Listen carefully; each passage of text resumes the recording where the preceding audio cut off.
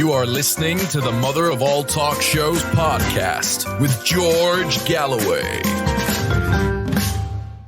The flagship aircraft carrier, Prince Charles, is being cannibalized for spare parts. It has never worked since the day that it was launched, breaking down in port, breaking down a second time in the Isle of Wight, within eyeline of the people who'd seen it, abortively launched in the first place. So wrecked is it that it is no longer functional.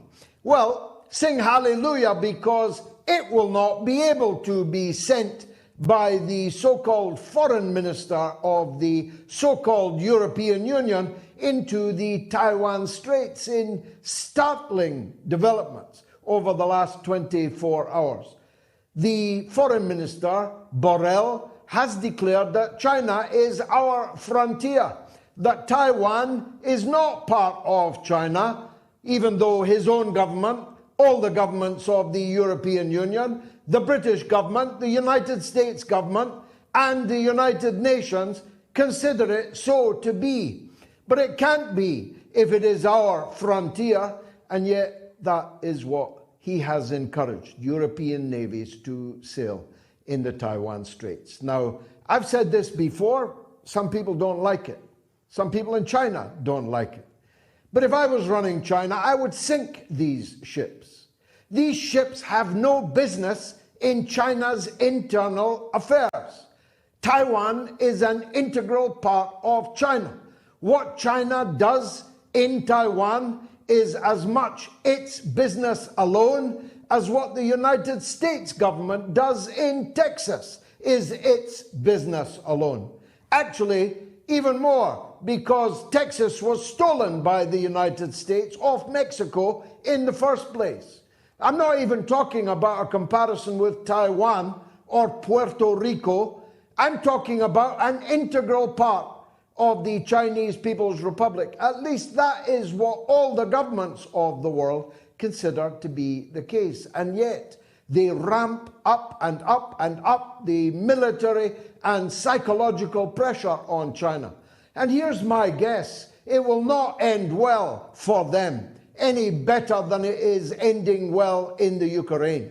China will, I think, decide, perhaps has decided, that it is going to end this Taiwan problem before Taiwan gets any more pumped up with NATO weapons and is surrounded by more and more NATO naval assets. So it might just be a case of being careful what you wish for.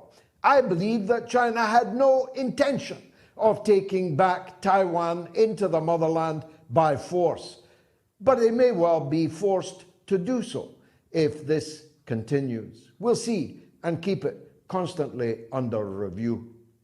The war in Ukraine is going from bad to worse. The spring offensive that later became the summer offensive may now have been postponed until the autumn.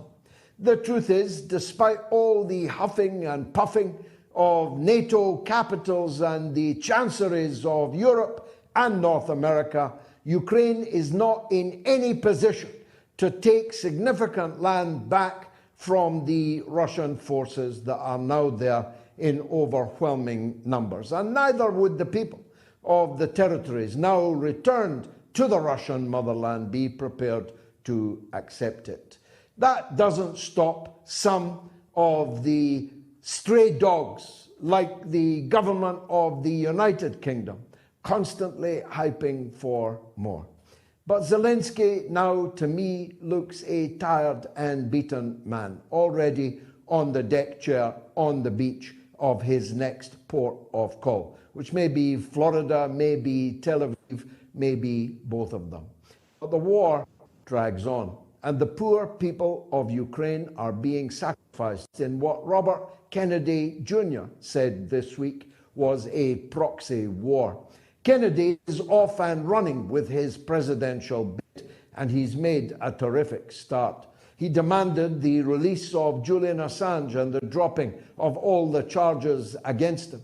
He declared that the Ukraine war, in which his own grandson was a mercenary on the Ukrainian side to be that proxy war, and vowed that if president, he would end United States involvement in the war.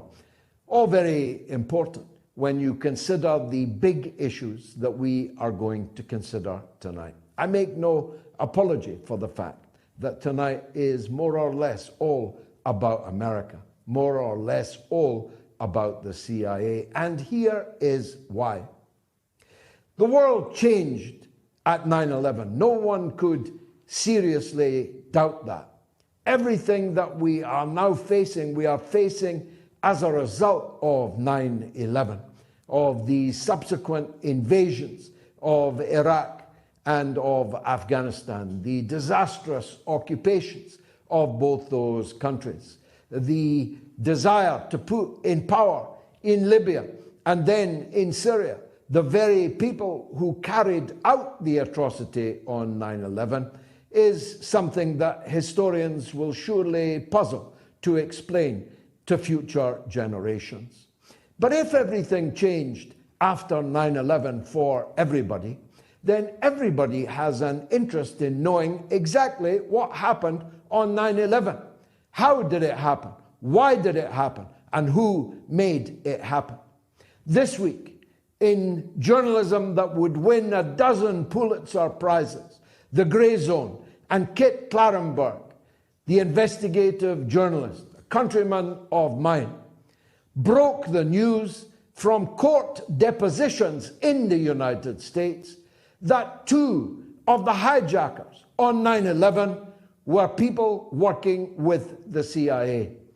The word agents we'll explore, but they were in contact with and they were dealing with the CIA in the months and weeks and days and hours prior to the hijacking of those airplanes and the catastrophe that happened in New York, in Washington, and almost elsewhere on 9/11/2001. If true, it is the biggest story ever. Think about that. If it is true that this disaster occurred not only because of the inability of the FBI and the CIA to engage in joined-up writing, not only did it happen because of an insane rivalry between these two institutions, fundamental to the American Republic, but that one of those two institutions was running two of the people who boarded the aircraft and took control of them and flew them into the Twin Towers. That is the biggest story ever, isn't it? Because if true, it means potentially that this entire thing, either wittingly or unwittingly, was to an extent at least an inside job, which would change the perceptions of everybody in the United States if only they were allowed to read it, if only they were allowed to see it. Well, on the mother of all talk shows, even if nowhere else, they will be able to hear and see from the author of the piece himself. The other CIA story is, if anything, more vitally, urgently, and contemporaneously important. I have hated the CIA all of my adult life. I first came into contact with them personally when a man called Philip Agee ran for the rectorship at the university in the town where I lived and worked. He was, according to the whistleblower. My then party colleague, Brian Wilson, who was himself a former rector of the university, I think, he brought Philip Agee to Dundee and ran a spirited rectorial candidate, sure.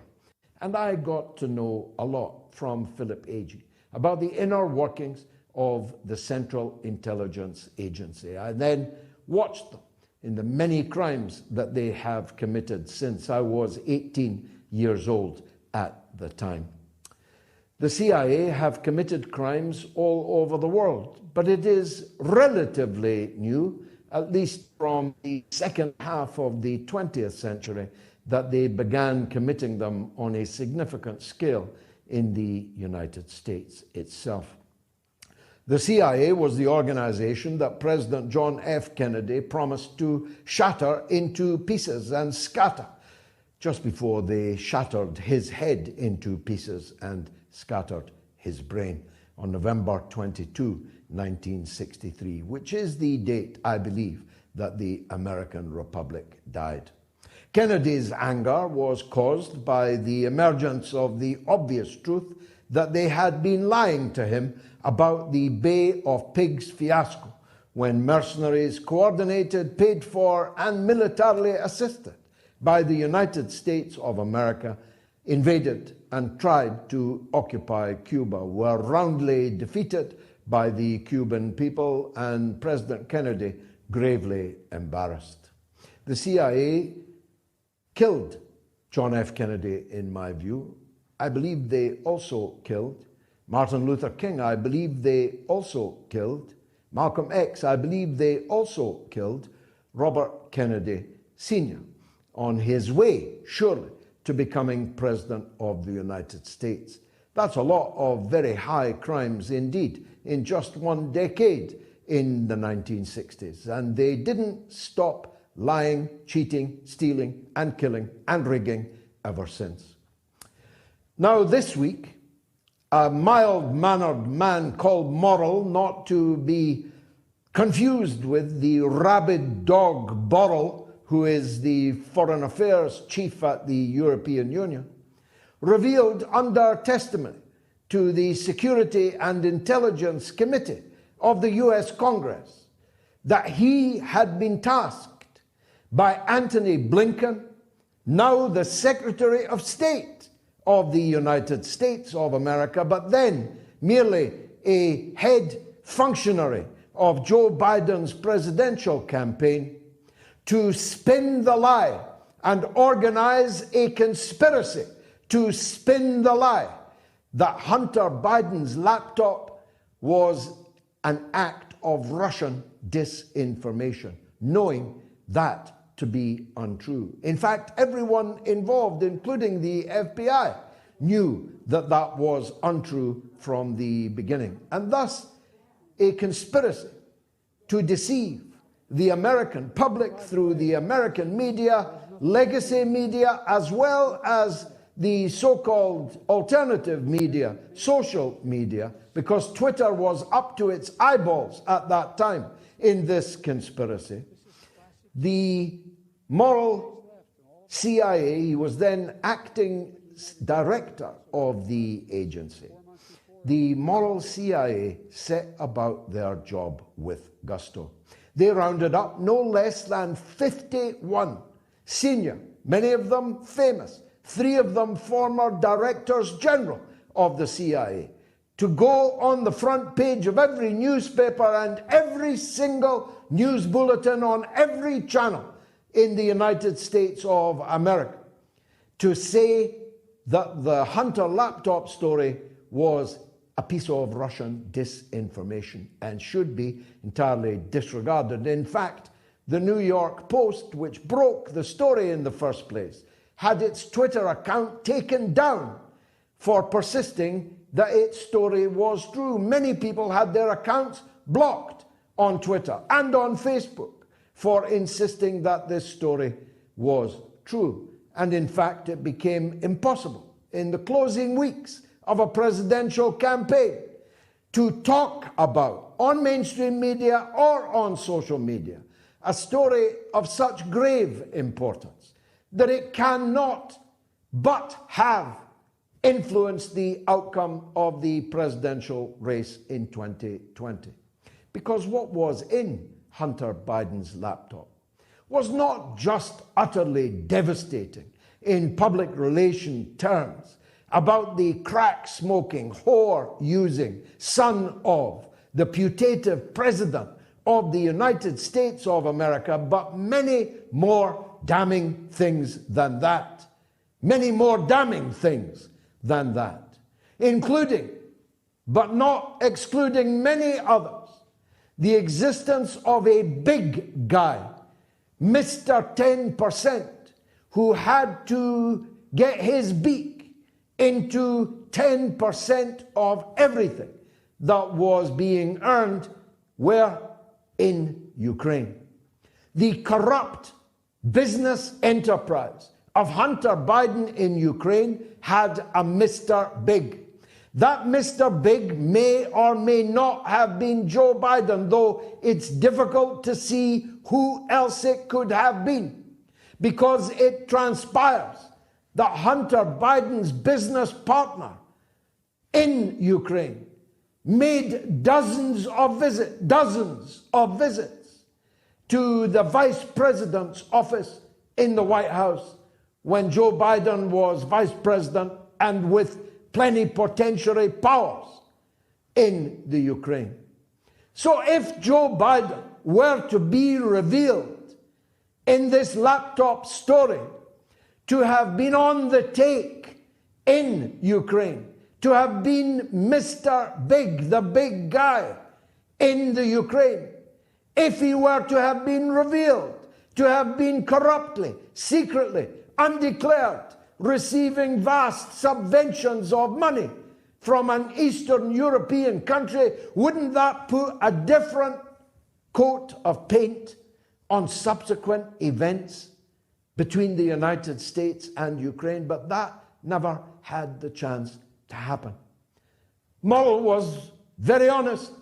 He told the committee that he had received the orders from Blinken and he had carried them out to the best of his ability because, and I quote him, "I wanted Vice President Biden to win the election." This is the acting Director General of the Central Intelligence Agency, engaging in a criminal conspiracy because he wanted Vice President Biden to win the presidential election.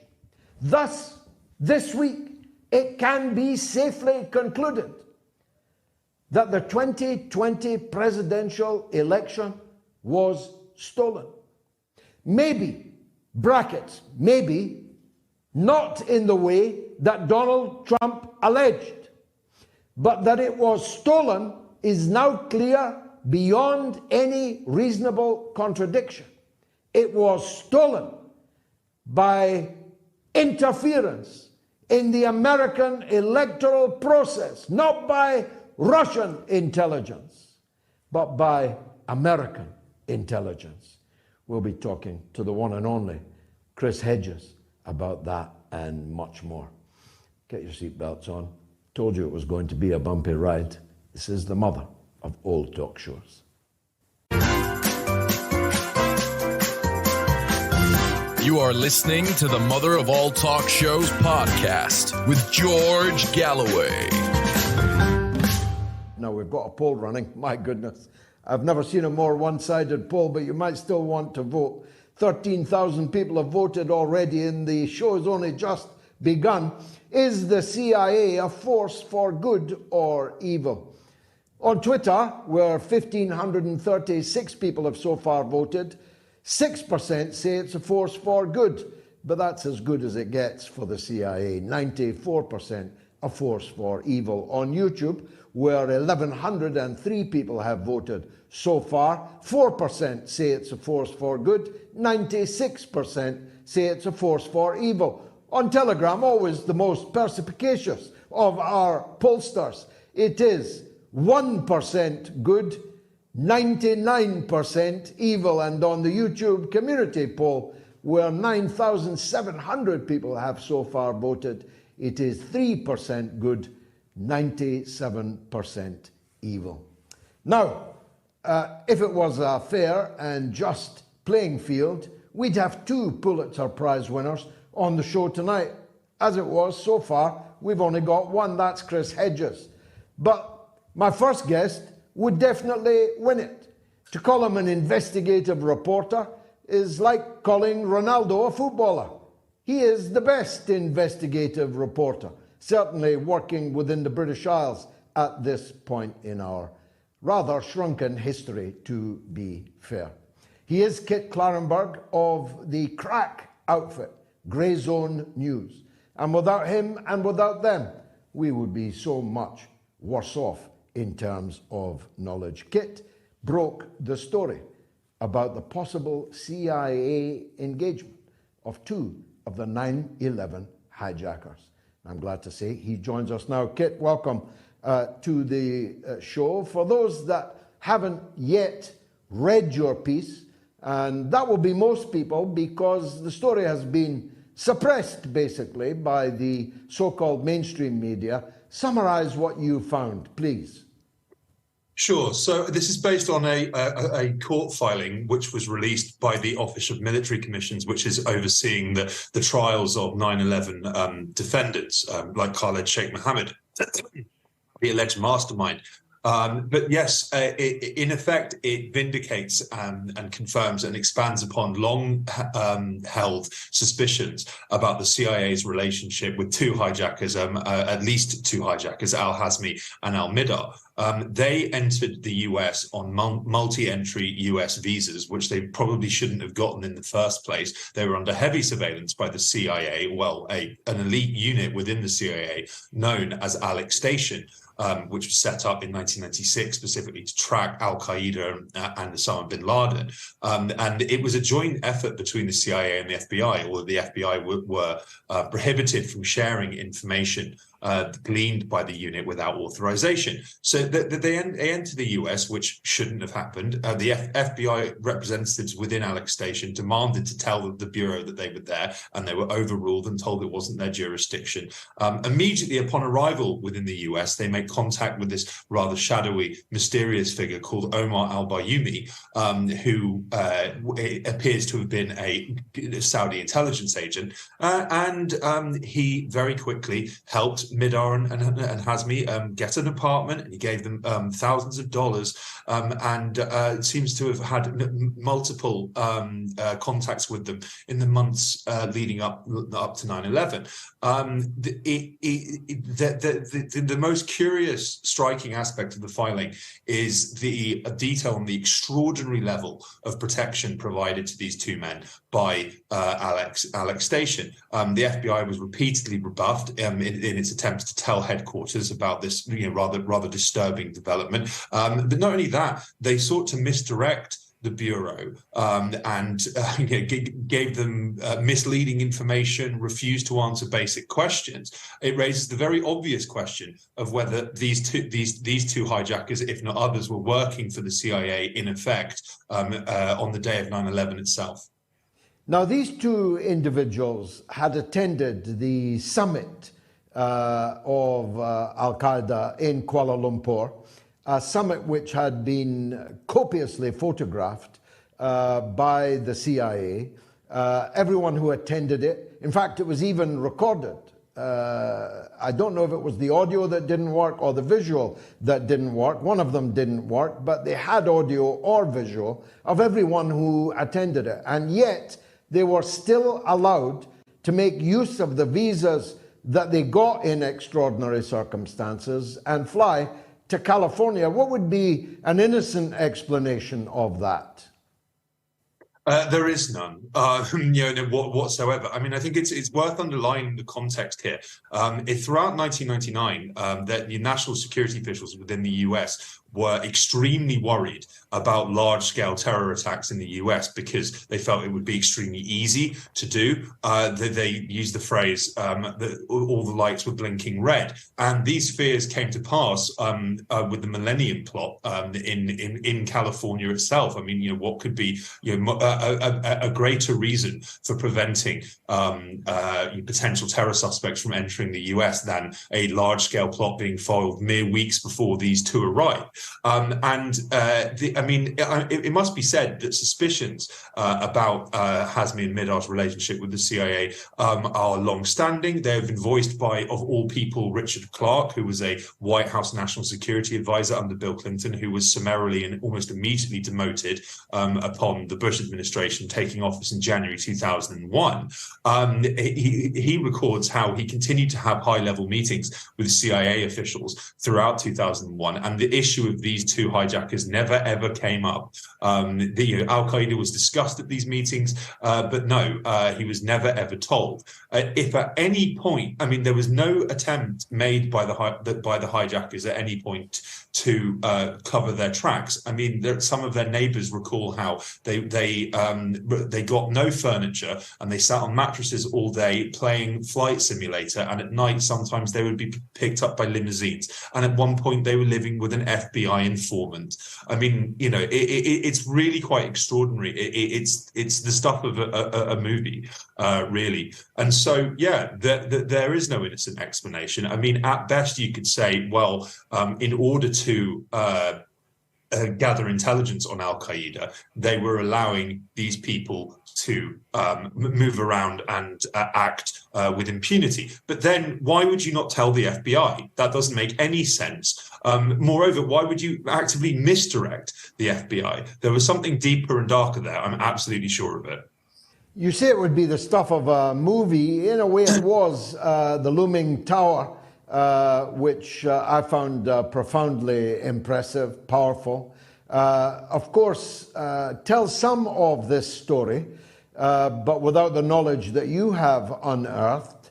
But it kind of puts it down, although you're left to wonder, to a cock-up rather than a conspiracy. Could this all just have been about the rivalry, institutional rivalry, indeed hatred, between the FBI and the CIA, bureaucratic line drawing and so on, rather than an actual conspiracy by the CIA to allow these people to commit the crimes that they did? Well, I mean, funnily enough, it's a well-worn movie trope, the evil CIA and the beneficent and crusading bureau. I mean, the FBI are of course scum, and in the wake of 9/11 were engaged in all sorts of absolutely horrific Islamophobic, racist profiling, setting innocent people up for terror attacks to validate the notion and the narrative that the US was under a massive terror threat in order to justify the war on terror abroad, which were long planned wars of imperial plunder. I mean, it does seem, though, that there were some genuinely independent, enterprising and truth-seeking bureau operatives who were trying to get to the bottom of this. There was one named in the filing, listed in the filing, they're given a pseudonym, who recalls how they found in an FBI computer system an electronic warning in this is in late August, I think it's August 23rd, warning that Hazmi and Mihdhar were in the US. They immediately contacted the analyst who'd written it, who was an FBI analyst within Alex Station called Diana Corsi, and asked her for more information. She reportedly got extremely angry and demanded him to delete it because he wasn't allowed to see it. The very next day, he was told by FBI superiors to leave it alone and not go anywhere near it. Now, another pseudonymous bureau source within the court filing refers to how very, very quickly after 9/11, high-ranking FBI officials found out about the CIA's contact with Hazmi and Mihdhar, and indeed the fact that the Bayoumi was a Saudi intelligence official, and they buried it, and they specifically instructed bureau operatives who were testifying to a joint inquiry into 9/11 to lie and conceal this information. And yes, this remained buried for over 2 decades subsequently. So yes, I think we can cast aside any delusions that the FBI at a high level was, an innocent party in all this. Well, I asked you what an innocent explanation would be. What would a guilty explanation be? I suppose the converse or inverse of the point that you made was that the CIA wanted to keep track of these people, let them into the country, see who they were meeting, what they were up to, with a view to puncturing any plot that they had at a later date and rounding up a bigger fish. But they didn't do that. And these two men that were playing on a mattress with Flight Simulator all day and every day in their apartment went on to seize airplanes and fly them into the Twin Towers. I mean, who's going to pay for that? Yeah, I mean, this is another remarkable aspect of 9/11 in general, is that, yes, there seems to have been a wide-ranging financial infrastructure supporting these hijackers' activities. No real evidence of it has emerged. It does seem that Saudi Arabia was funding ostensible Islamic cultural and religious centers, which were actually raising funds for terror attacks. But by and large, the hijackers paid for everything themselves, and they did so with credit cards in their own names. So, I mean, if anyone was watching their financial records, they would know that they'd booked the specific flights that were purportedly flown into the Twin Towers and the Pentagon. And they would have known that they were paying for flight lessons. I mean, again, what could be more suspicious than that? The idea that the CIA wouldn't have had at least some sense, with such a close eye being kept on the activities of Mihdhar and Hazmi, and indeed Bayomi's funding and support of them being done at the CIA's direct behest, which is one of the most explosive disclosures from the filing. It doesn't make any sense. I mean, ultimately, the American power structure had an enormous amount to gain from 9/11. I mean, throughout the 90s, various neocon figures such as Zbigniew Brzezinski and the people involved with Project for a New American Century, the kind of neocon Shark Tank. They use this phrase over and over again, that in order to extend American power and to upgrade American defenses, it was necessary for a new Pearl Harbor to occur. And they got one on 9/11, and then some. I mean, everything they've been planning for and wanting, i.e. a massive expansion of the security and surveillance state at home, and a justification for long-planned invasions of Afghanistan and Iraq was handed to them on a platter. And I think that one of the most remarkable kind of post 9/11 aspects of this is that various people attached to Alex Station ended up heavily involved in the war on terror. One individual in particular became intimately involved in running the CIA's torture program. It's increasingly clear that the purpose of this program was to get false testimony out of terror suspects, again, to justify the war on terror.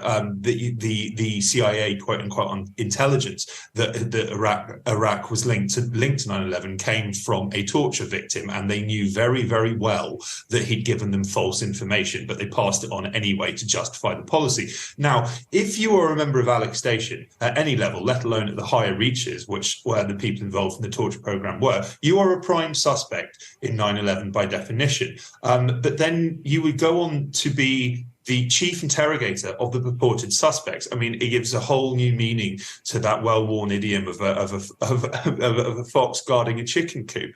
They could effectively force these people to say anything, and the public's entire understanding of 9/11, the logistics, the planning, the people involved, comes from torture, and therefore can probably be discounted. What actually happened, we don't know and may never do.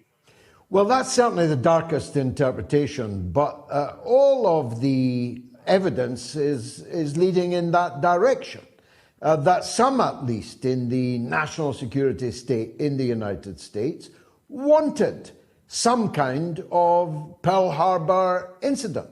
Now, when people used to come on my show and make that point, I used to brush it away, because it seemed to me that if the United States, at any level, was guilty of involvement in an attack on its own people in the Twin Towers, that it would bring about the destruction of the whole political system in the US, in governance, in the two parties in the Congress.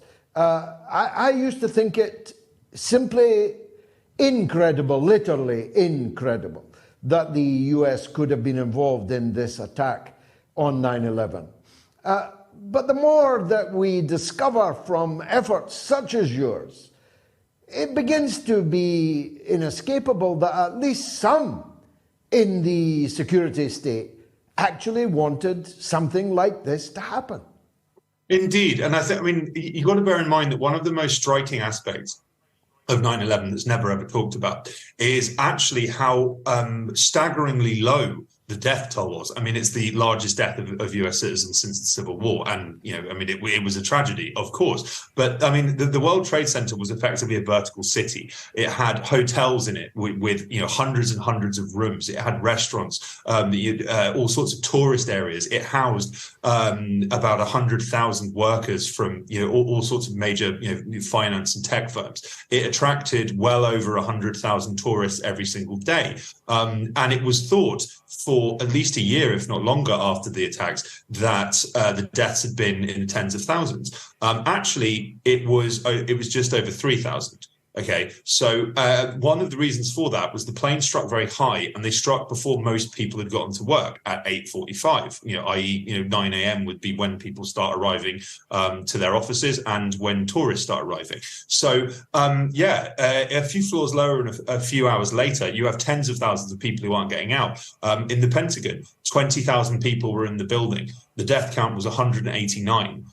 Mostly low-level staff and cleaners and builders, because it struck a portion of the building that was under refurbishment and effectively abandoned. And not a single senior Pentagon official was even vaguely injured by this. And I mean, we saw from Pearl Harbor, the direct impact of an attack on the US is a huge level of support for the government and a huge level of support for foreign adventurism. It's often forgotten how rigidly and viscerally opposed to involvement in World War II the US public was. I think some polls in 1940, after the fall of France, put opposition to US entry at over 90%. This was seen as a tussle in a faraway land about which we know nothing. And so it was quite reasonable to expect that in the wake of 9/11, particularly with the maximum visual impact of the two towers, which was such a symbol of the US and New York, it was reasonable to assume that there would be a huge amount of public support for a response of some kind. I mean, yes, within mere hours, major news networks were, declaring that this was the work of Osama bin Laden, who had been steadily, particularly since the USS Cole bombing in 1998, built up as this Bond villain supremo who posed a mortal threat to the US. And then, 9/11 was this playing out in real time. And it did play out over and over and over again. I remember it very well in the UK. That was blanket coverage of the smoking towers collapsing for quite some time afterwards. It was a very, very, very effective tool of influence. Finally, has this got any coverage in the United States in the mainstream media? No, it hasn't. I mean, the response on social media has been absolutely extraordinary, and I have personally fielded dozens of interview requests for this. So, I mean, it's somewhat a testament to the waning power of the mainstream media. They can no longer suppress this stuff. I mean, the last year, a large number of documents related to the FBI's investigation of 9/11, which contained all sorts of bombshell information about Saudi involvement, and the hijackers' contact with Saudi intelligence agents were declassified. This is in the public domain. It was completely ignored. It's the work of independent researchers, independent citizen journalists, and average angry citizens to get this stuff out there, and ask questions and pressure people in power to provide them. Well, you may not get a Pulitzer Prize, but you've definitely got the Mother of All Talk Shows Prize for investigative journalism. Thank you very much. Clarenberg, thank you very much for joining us. God bless you, George. The Mother thank you. of All Talk Shows. Thank you so much. Is the CIA a force for good or evil? Christopher Kruger says the National Security Act of 1947, which formed the CIA and the NSA, was ill-conceived and probably unconstitutional. Note that the United States has not declared war since 1943, but instead launches unconstitutional, illegal wars of aggression for Wall Street and US hegemony. And Andy says the CIA's involvement in the overthrow of governments in Latin America The lies which saw the Iraq War based on the assassination of JFK, bringing about absolute death and destruction in Vietnam, and the probability that some of the 9/11 hijackers were being paid by the CIA/Saudi organization of absolute psychopaths. Paul MacDonald says, as the now skinny Mike Pompeo said, the CIA lies. And big thanks to new legends on my Patreon. That's Teresa Kelly, my old friend, Jimbo Eldor Jr., David Nimmo, and Francis Lucero. And Blaine Dillman, a new Moats graduate, who says, please keep up the struggle and stay gold. One man who is solid gold is my next guest. If Foggy Bottom wasn't so muddy, Chris Hedges would be in there as the Secretary of State. As it is, he has to make do with the mother of all talk shows, and I'm very glad that he joins us now. You could say, Chris, that this is a kind of CIA special this evening. Let's deal with morals, whistleblowing, before the committee first. On many levels, it was quite extraordinary testimony.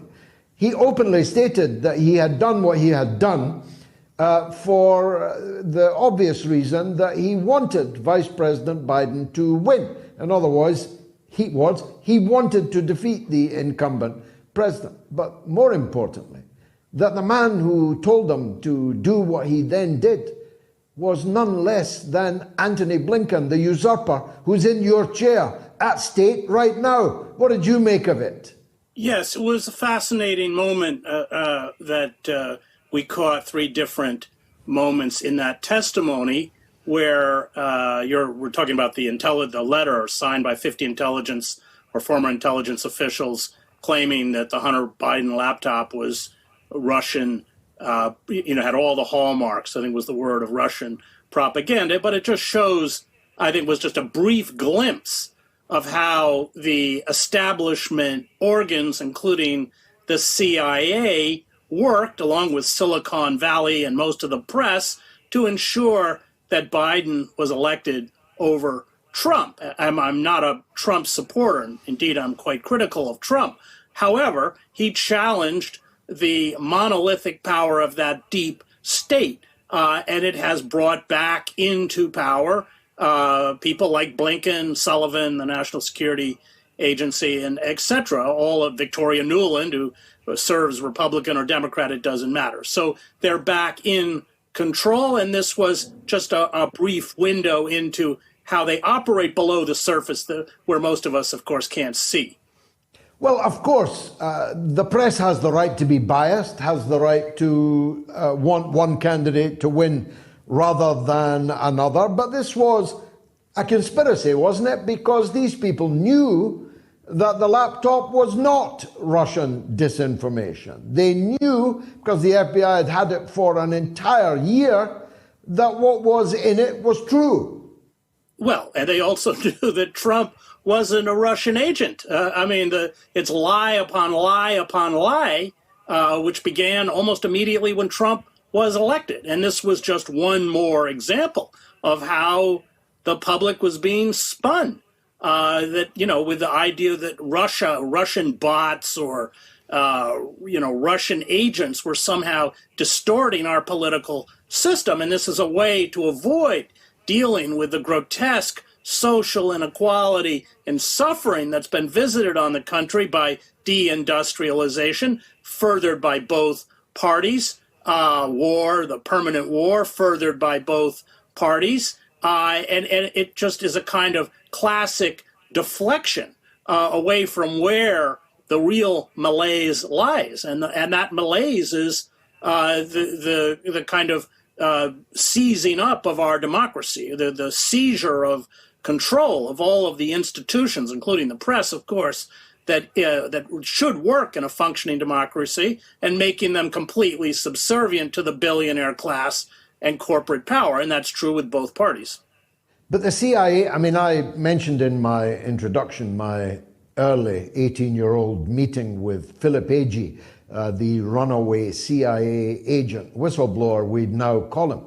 who persuaded me, if I needed persuading, that this was an agency out of control, who probably murdered the Republic itself on the 22nd of November 1963 in the murder most foul, and went on to commit a whole series of murders, assassinations, coups d'etats, ballot rigging around the world, and so on.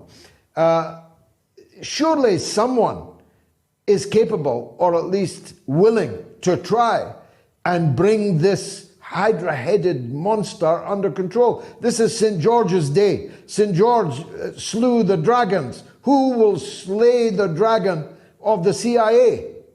Well, they're unaccountable and uncontrollable.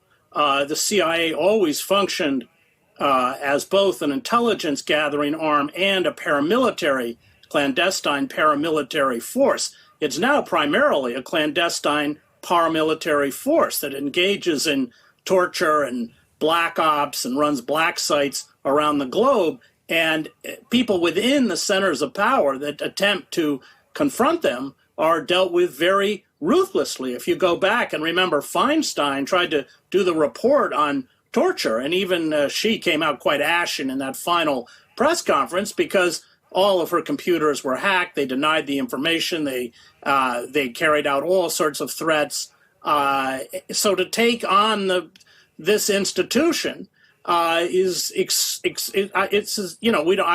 don't have a theory on who killed JFK, but there are some very serious questions, including, of course, putting Allen Dulles, who was a psychopath and hated Kennedy, on the Warren Commission. I mean, I think there's certainly it's a legitimate question as to whether the CIA was involved in the murder of Kennedy. And not just Kennedy, but all sorts of CIA officials throughout the years who attempted to speak out, including carrying out experiments on other CIA officials, giving them hallucinogenic drugs, running all sorts of black ops, going back to the 50s. Steve Kinzer wrote a very good book about this called Poisoner in Chief, carrying out mind control experiments at McGill universities where people were reduced to kind of babbling idiots in fetal positions. I mean, the whole kind of sophistication or professionalization, the engineering of torture, all of this came out of the CIA. These are all tools that they use. So it is part of the kind of corporate coup d'etat because, of course, the military-industrial complex, I would say, owns the CIA, which Bobby Kennedy Jr. in his announcement for his presidential run quite correctly pointed out. We'll come to him in a minute. What did you think of the Grey Zone's breaking news about further evidence, perhaps not yet conclusive, that the CIA was running at least two of the hijackers on 9/11 that brought devastation, not just to New York City, but to, in the end, the whole world? Well, these are the hijackers there were these hijackers out in California that were clearly being supported. They were getting Saudi money. They were clearly getting Saudi protection, Saudi help. To what extent was the Saudi intelligence service working with the American intelligence service? They have a very close relationship, like the Israelis. These are all legitimate questions because there was very, very heavy Saudi involvement, without question. And not just in terms of the fact that I think it was 11 of the 19 were Saudis, but that they were funded, supported, and protected by the Saudis. I covered Al-Qaeda. I covered after 9/11. I covered all of the hijackers, everything they did. That is a fact. Where it goes beyond that, I don't know. But those questions, again, deserve to be raised and answered. Let's turn to Bobby Kennedy. Call me sentimental, call me a Catholic, but I have a very soft spot for the Kennedy families, particularly those that were slain. And so I'm hoping against hope that, first of all, Robert Kennedy Jr. survives this campaign, but secondly, that he wins it. What are his chances? How has he started, in your view? Well, I listened to his announcement, which I thought was good. But then go back and read the press reports of the announcement, including in the New York Times. It was a savage kind of attack on character assassination of Kennedy, what they do is focus on the vaccine issue to attempt to paint him as a nut. I mean, the whole New York Times article, that's all they talked about. He talked about many other things, the environment, permanent war, the corporate seizure of government power. These were all in his, and those were all ignored. So one, you'll have the press working day and night to the mainstream press, the establishment press, legacy press to destroy him. That they've already begun. He's also has constrained, I think, by running as a Democrat. He has to sign a loyalty oath, as Bernie Sanders did to the Democratic Party. So what happens if once again the Democratic National Committee, as they did with Sanders, rig the primaries to put Biden in power? Biden isn't going to do it, and have announced, by the way, the Biden administration and the Democratic Party said they will do no debates.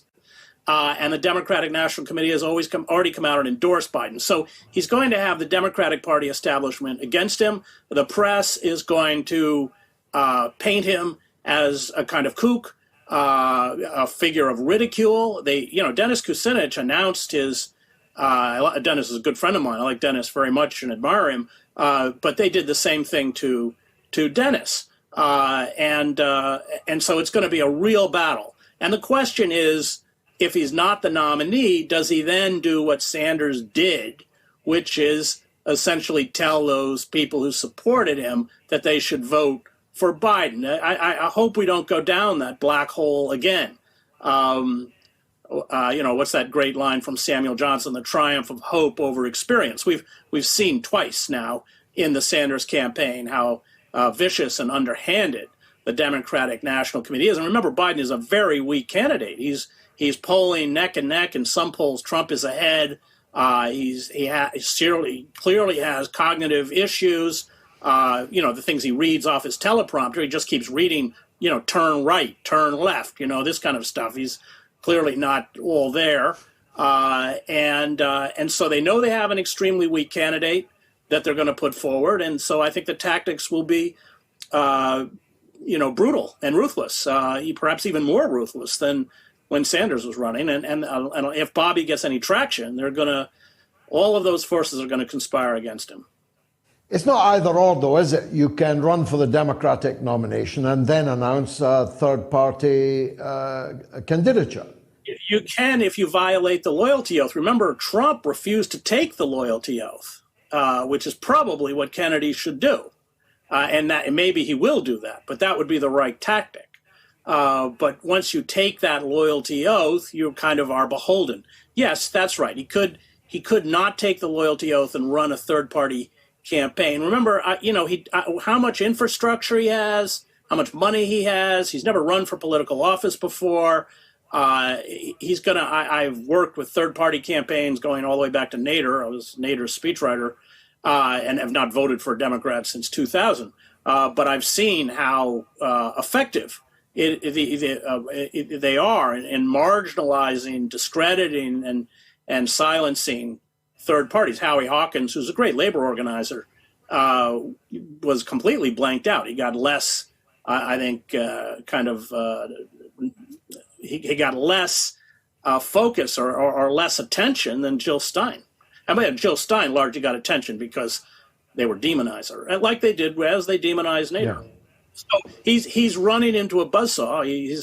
He's obviously very intelligent. He probably knows what he's running into, but it isn't going to be pretty because I think there's a clear recognition within the Democratic Party that Biden is very, very vulnerable and could lose. I mean, most people don't want a replay of Trump or Biden, but that's from at least 18 months out or something. That appears to be what we're going to get.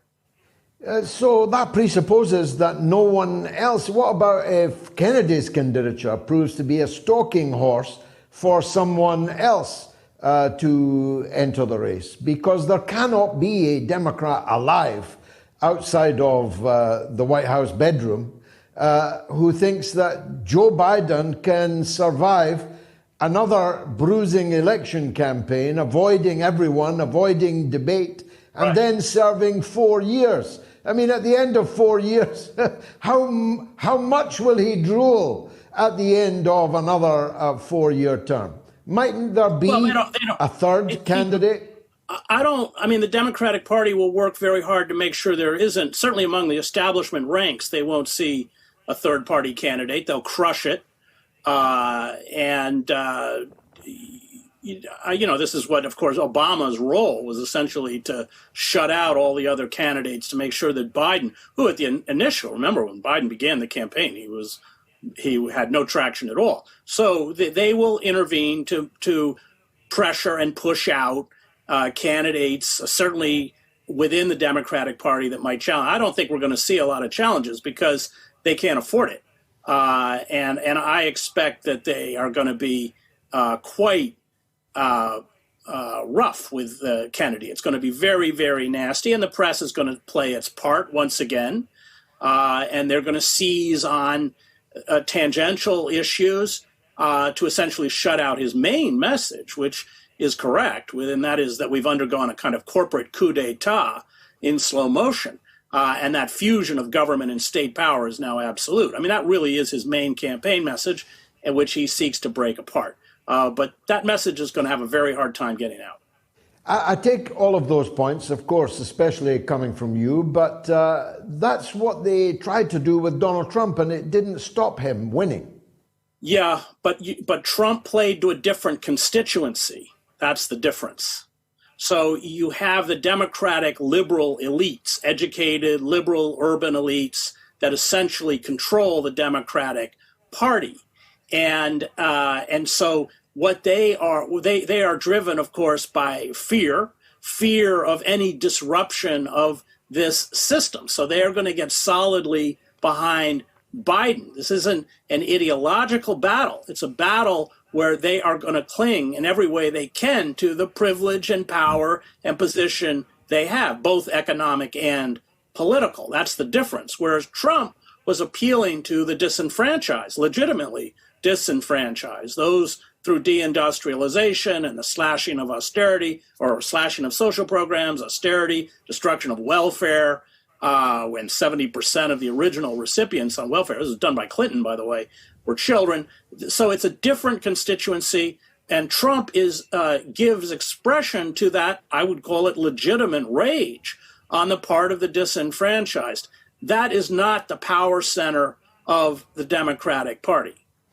Trump will be hoping that Kennedy runs as a third-party candidate, won't he? Because at the very least, he's going to take some votes, maybe a lot of votes from Joe Biden.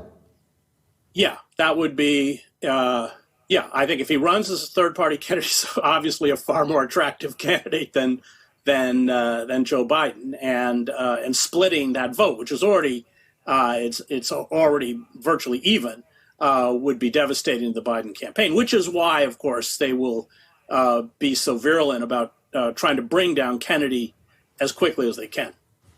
Chris Hedges, as always, you're a gentleman and a scholar. Thanks for joining us on the Mother of All Talk Shows. You are listening to the Mother of All Talk Shows podcast with George Galloway. Let's go up the lines then to Michigan, where Andrew wants to talk about Donald Trump. Andrew, welcome. Hi, George. This is Andrew Kingman. I'm a full-blooded Indian from Michigan, was a lifelong Democrat, been a Catholic all my life, and we got that in common. But as a lifelong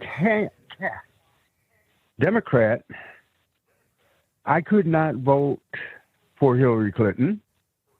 Donald Trump got me curious. And why were all these mainstream Republicans against him? He beat 17 of them, to tell you the truth, and all the big money that supported them. So, by that, I voted for the last person I voted for in the Democratic Party was Barack Obama. Now I realize he was a Manchurian candidate. And as long as the media acts the way it does, any candidate the Democrats put out is that Manchurian candidate. So that's what I believe there. So that's why. What do you think about Bobby Kennedy's run? He gave cover to Hillary Clinton as working under her in the State Department. So that says it there too. He had access to Bobby Kennedy. Bobby Kennedy, I'm talking about Bobby Kennedy Jr. He did not work for Hillary Clinton. He didn't work in the State Department? As far as I know, not. Okay, well then I might be misinformed there. But yeah. Anyway, well, let's both of us study that. But I would have thought the last place in the world he would have worked would be for Hillary Clinton in the State Department. As far as I know, he's been a private sector lawyer working on environmental cases, fighting corporate corruption, all of his professional life, Andrew. I think you've got that one wrong. But thanks for the call. Very nice to hear from our friends in Michigan. I've spoken there many times. Have some good friends there. Mike is in Liverpool, where I've got even more good friends. Go ahead, Mike. Hello, George. How are you doing? By the grace of God, good. What would you like to say, Mike? Well, basically, I'm not much different in age than yourself. I've always loved Liverpool. It's my home. And I'll certainly fight for it. But what I won't fight for is any of this crowd that are in at the moment. I'm just why aren't we not spending our money on building infrastructure and improving conditions in places like Liverpool? Why are we sending our money to Kupiansk instead? Exactly. Why? Why is it going everywhere else apart from their own people? This is what I can't understand. It's the quality of government that we've got. It's the quality of opposition that we've got. It's the quality of mass media that we've got. No, mass media. They made sure of that. They made sure of that. They destroyed the opposition. Yeah, and all of the media that we've got is literally what I'm watching now is media that is not mass media, but it is mass media in the respects of our country and the people who actually believe in our country. And that is what we're going to find. Well, I think that you've touched on an important point. I should correct myself in calling it mass media. Rupert Murdoch's Talk TV is not mass media. This show will exponentially defeat it in the ratings over the last 2 hours and for the rest of this week. That much I can say without even knowing what their current numbers are. Sky News, we have far more people watching this show in the course of a week than will watch the comparable politics program on Sky. Ditto virtually any show on politics in the entire British television media. And they have millions of pounds to spend, and indeed, in the case of the BBC, can send you to jail if you don't pay for them. So in an era when virtually nobody is buying newspapers, and fewer people are watching so-called legacy media on the television, that means the informed people, or even just the curious people, are letting their fingers do the walking on their computer keyboards and finding people like us. And that's how thee and me came together, Mike. Thank you very much indeed. Now let me show you the poll. CIA, a force for good or evil. It's not changing. 6 good, 4 good, 1 good, 3 good, 94 evil, 96 evil, 99 evil, 97 evil. The poll is almost closing, and 16,000 people have voted.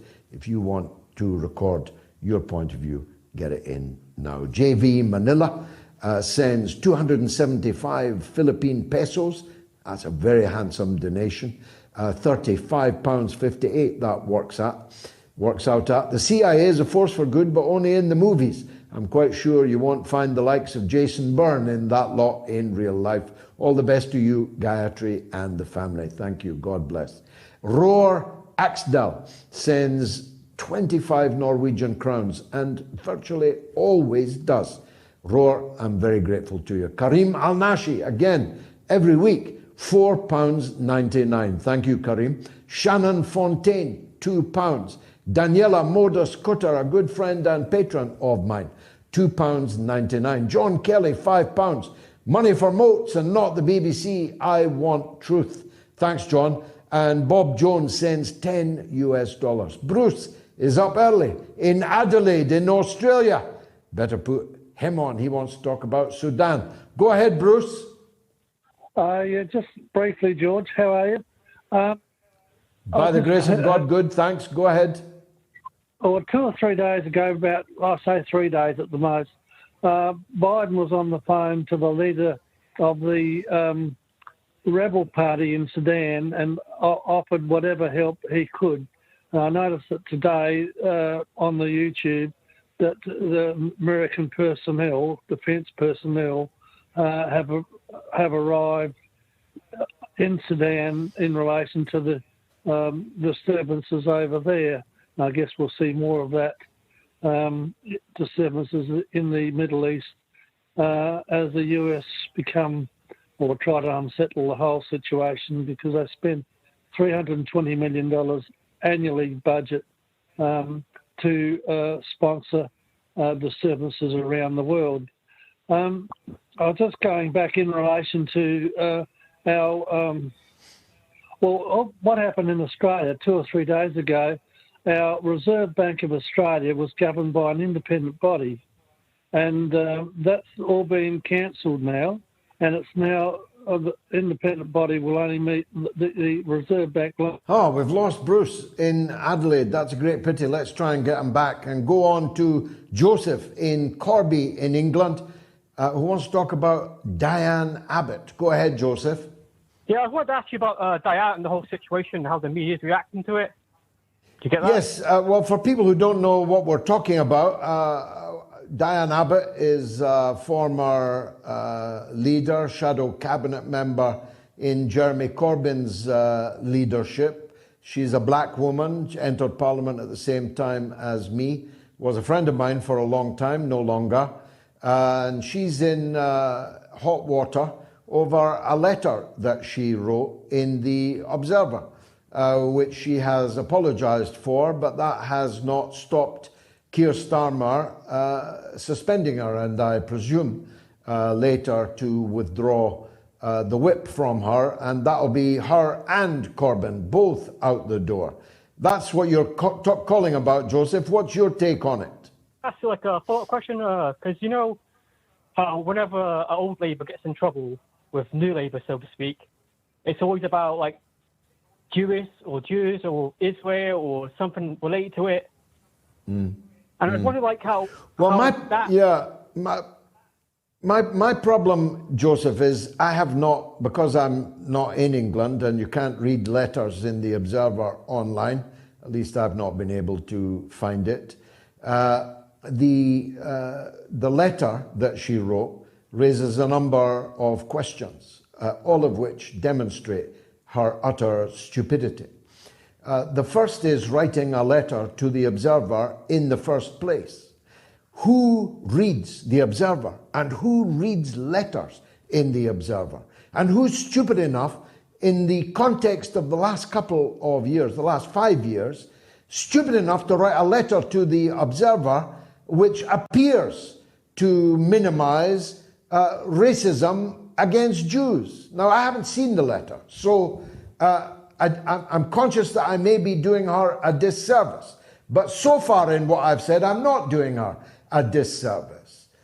Jewish people have suffered anti-Semitism racism, anti-Jewish racism, anti-Jewish hatred for millennia in Western countries, including in the United Kingdom. Until very recently, until the early 1960s, anti-Semitism, hatred of Jews, would have been more or less the most common form of racism in Britain. Now, quite obviously, with the arrival in Britain of large numbers of black people, of Asian people, of Muslim people, the Jews have slipped down the table of people who are victims of racism. But why would anyone want to make anything of that? That's what I can't understand. Not least because in the lifetime of people still alive, 6 million Jews were industrialized, annihilated, were genocided, were mass murdered. So why would you write a letter to the Observer which allows your enemies to come down hard upon you? And that's what she has done. Unless I've got the nature of her letter wrong, I'll leave her letter there, Joseph. But let me add an overarching point. Why is Jeremy Corbyn still in Keir Starmer's Labour Party? Why is Diane Abbott still in it?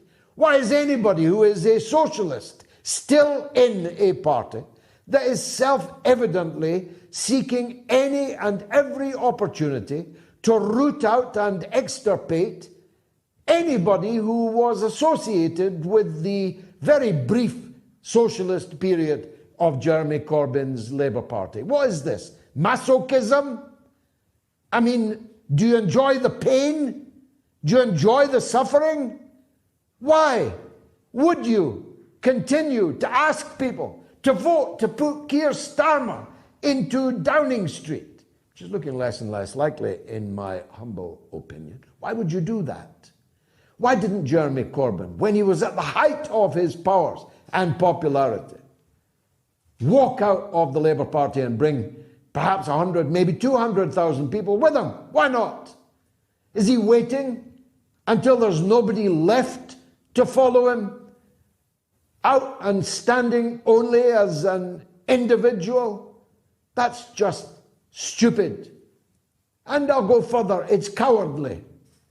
It's cowardly. These people, these leaders, these MPs in the so-called socialist campaign group are cowards.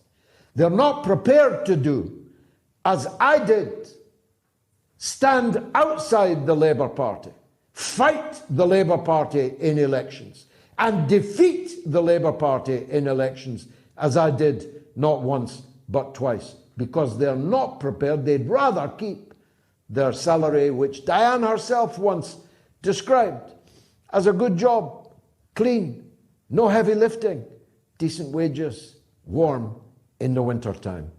Diane, it's not too late, but it's getting there. Thanks, Joseph. Kevin Broom on the email tonight says, on air at moats.tv. George, if you substitute CIA for NATO, the poll would be pretty much the same. Thanks, Kevin. We may well do that. On the line from Germany is Ray on JFK. Go ahead, Ray. Hello, George. I'd like to thank you for your show. Can you hear me? Thank you. Yes, very clearly. Go ahead. Okay. This is the first time I ever called into a show, so my hands are shaking and I'm very nervous. Okay. I am a retired New York City fireman. I was at the Trade Center 10 minutes after the second tower went down, and I knew it was nonsense since day one. But that's not the reason for my call. The reason for my call is why we need a JFK, RFK, and Trump, either one of those guys, because then the Democrats can't cheat. No matter who they cheat for, the American people win. And I think they'd rather have Trump because they could manipulate Trump more. I like this guy, Rivek. I'm sure he has great ideas, but he has no idea what he's up against, where RFK does and Donald Trump does. And no matter which one of those two win, then the other one needs to swallow his pride and run as Vice P. I think that would unite the Democrats and the Republicans, so now they can't play that game. And I think that's the only chance for America to survive, which in turn the world will survive. And that's the point I wanted to make. Well, you made it very beautifully. If that's your first time, don't make it long before you make your second one, because you very powerfully and movingly intervened on a very important subject that we're debating tonight. I desire only the defeat of Joe Biden, only the defeat of the so-called Democrats, because like the Labour Party in England, like the so-called Social Democrats in Germany, where you're calling from, they are a bigger enemy to the working people than the parties supposedly to the right of them that they claim is the best reason for voting for them. The lesser of two evils never really appealed to me, and now I could not agree on who is the lesser of the two evils, Democrat or Republican, Labour or Conservative, SPD against FDP, and the alphabet soup of German politics. So I'm for defeating the worst candidate. And the worst candidate, without a shadow of a doubt, is Joe Biden. For reasons I don't have time to adumbrate tonight, but the most important one, he has brought us to the brink of World War III, and he must not be allowed to keep his increasingly shaky, sclerotic, Alzheimer fingers off the nuclear button. Now, given my politics, given my background, I would obviously prefer to see a Kennedy in the White House than a Trump. But if the three of them go into this election in 2024, I think Kennedy will get a very substantial vote from people who would not easily vote for Donald Trump. And Joe Biden would struggle to come second in that presidential campaign. So whatever way it breaks, Biden, for me, has to be defeated. And I think it would be with a sigh of relief that most Democrats would see him gone. Thanks, Ray. Great call. Matt is in Massachusetts. Wants to talk about Ukraine. Go ahead, Matt. Hi. I just wanted to say that the war in Ukraine is bad. The thing in Taiwan is bad. But if we lose our independent news people, such as yourself and others that you have mentioned and have had on the show, then we're not going to get any good information, and we'll lose everything.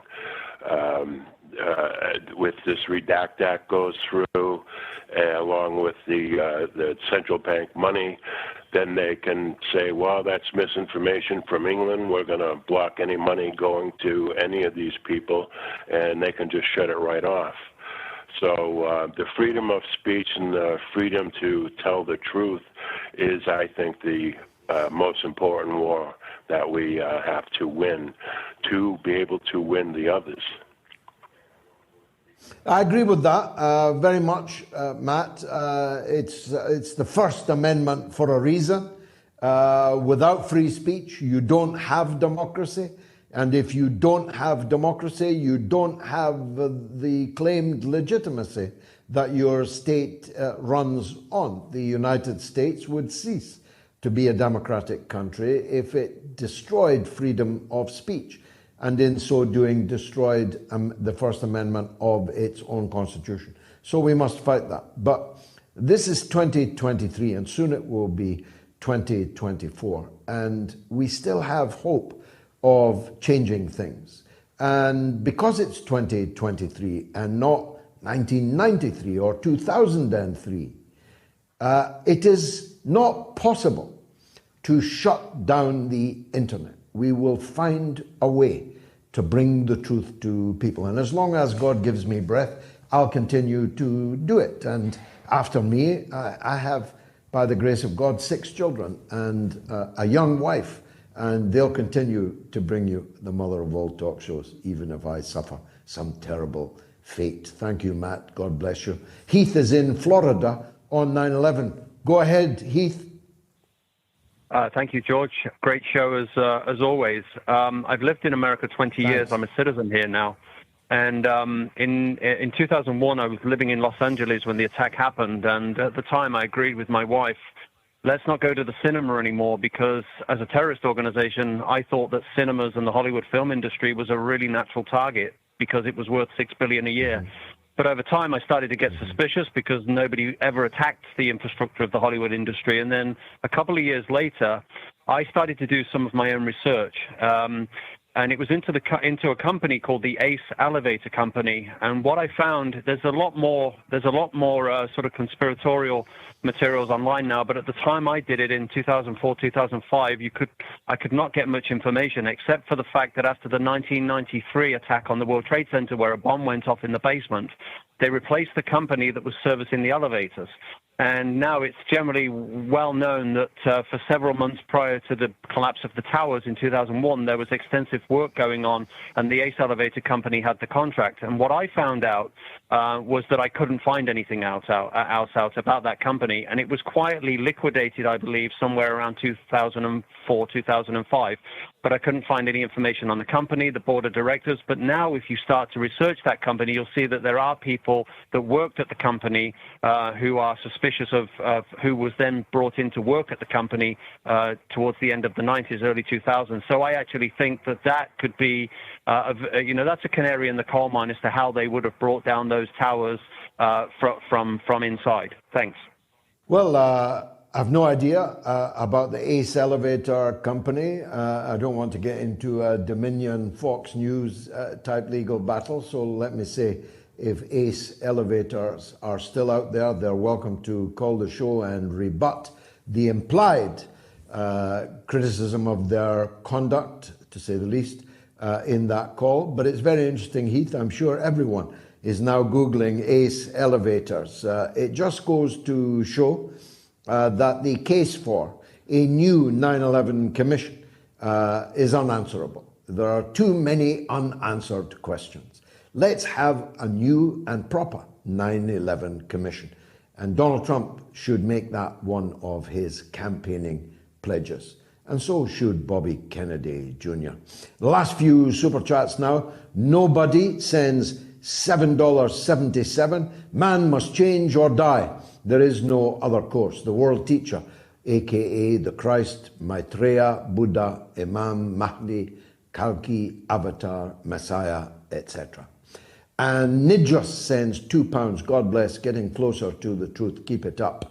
And Mark Savage sends £5. I don't believe any of the alphabet agencies are a force for good. Love the show too. Thanks, Mark. Sancho Relaxo sends $2 Canadian. Mike Rupert's crossing the Rubicon. The 9/11 ref. And the amazing Blumpkin, what a great name, sends $5. Architects and engineers for 9/11 truth. Well, we have, in fact, had them on the show, not once, but twice. The one and only, he was magnificent the last time he called, Muzaffar from California, but who's actually from Mars. Go ahead, Muzaffar. What would you like to say? Well, my first observation on Earth was in 1949, when I attended a school in the Middle East. The school had approximately a dozen students. 2 students named Israel and Palestine, both very good-looking kids, both having straight A grades, unfortunately never seemed to get along. One day during lunch break, things got out of hand. Israel grabbed Palestine's hot lunch plate and threw the plate on Palestine's face. Palestine, out of instinct, reflex action, retaliated by folding his napkin and tossing it towards Israel. Israel intercepted this with his sharp utensils. There was a commotion, and the principal headmaster, whose name tag USA, and the morality department head with the name tag on the chest, Britain, came out and immediately, without investigating the matter, started to scold Palestine for unruly behavior and grounded him for 2 weeks and then threatened to expel him from the school. To add salt to Palestine's wound, they ordered a new lunch plate for Israel. While Israel, Britain, and the USA's behavior is unjust, inhumane, and should never be condoned, that the attitude of the other students in the Middle East school who saw the entire incident and never came to the aid of Palestine is equally repulsive. Thankfully, the Middle East students are finally waking up. Now, do you want to know how all this will end? Yes, of course I do. This fight is a boxing match between a heavyweight and a featherweight. There is no limit to the number of rounds the two boxers can fight. The boxer who tires first, and I emphasize, who tires first will lose. It is with sadness and tears that I predict the following.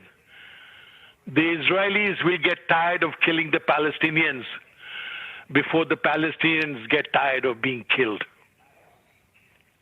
That's it. Well, very powerful and poetic and philosophical, Muzaffar. I'm not sure that you've got the final chapter exactly right, but one thing is for sure, that David defeated Goliath. No one can dispute that. I have myself been a partisan in the Palestinian cause since the middle of the 1970s. That's a very, very long time.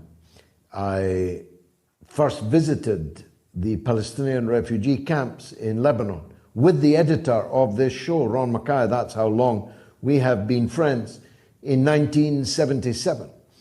And I made promises then that I would never leave the Palestinian people standing alone. And I have kept that promise. There have been promises I have broken, but not that one. And I will, until I have no more breath, continue to do so. And after me, as I said, I have, by the grace of God, many children. And more importantly than me having many children, when I began campaigning for the Palestinian people in the mid-1970s, there were few of us. You could have fitted us into a very small hall for the whole of Britain. But now the supporters of the Palestinians could fill Hyde Park, and have done. And across the world, the supporters have become many millions, many tens of millions. And the shift that's going on in the world, the tectonic shift that we talk about here on the show, cannot but advantage the Palestinian people, who have been cruelly left alone by the so-called paragons of civilization and freedom and liberty in what we call the West. I spoke last week at some length about the decline of the West and compared it to the decline and fall of the Roman Empire. I don't propose to repeat all that again. Let's just say that the evidence since I last spoke to you, that the degeneracy of the so-called West and our culture has continued apace, as any viewer of my social media account already knows. I finally have had the fake appellation Russian state media affiliate removed from my Twitter account. It was a fake, it was untrue, it was damaging, and therefore defamatory, and my legal action against Twitter continues. Although they did have very little in the way of defense. They now have none, now that they have removed it. So it would be best, Mr. Musk, that you seek mediation with my legal team, because if not, we will take this all the way to the end, and we will discover who it was that persuaded the now discredited old management of Twitter to apply that false label upon me. But I'm grateful that since the removal of the label, the number of followers I have on Twitter has leapt by thousands in just a couple of days. In fact, it's going up about 100 per hour right at this moment, which is, of course, evidence that the false label came with a battery of suppressive tools, search bans, ghost bans, algorithmic suppression of all kinds, which kept my following lower than it would have been and kept the audience for my output far, far lower than it would have been. Now that the label has been removed, I can see that many, many people who haven't seen a message from me in a very long time are seeing them and responding to them. It's rare now that any tweet of mine gets less than 100,000 views, and some many hundreds of thousands of views. So thank you in part, Mr. Elon Musk, for a modicum of justice, but justice has not yet been done. And your people know the address of my solicitor, KRW Law, brackets, Human Rights, of Belfast, Ireland. It's been marvellous for me. Let me end by thanking the new Patreon legends tonight: Teresa Kelly, Jimbo Eldor Jr., David Nimmo, and Francis Lucero. I'm very, very grateful to all of you. Please follow me on Patreon. It's the cost of 1 cup of coffee per week in a very insalubrious cafe. Thank you for joining me. Join me again on Wednesday at 9 p.m. UK time for the midweek Mother of All Talk shows. Good night.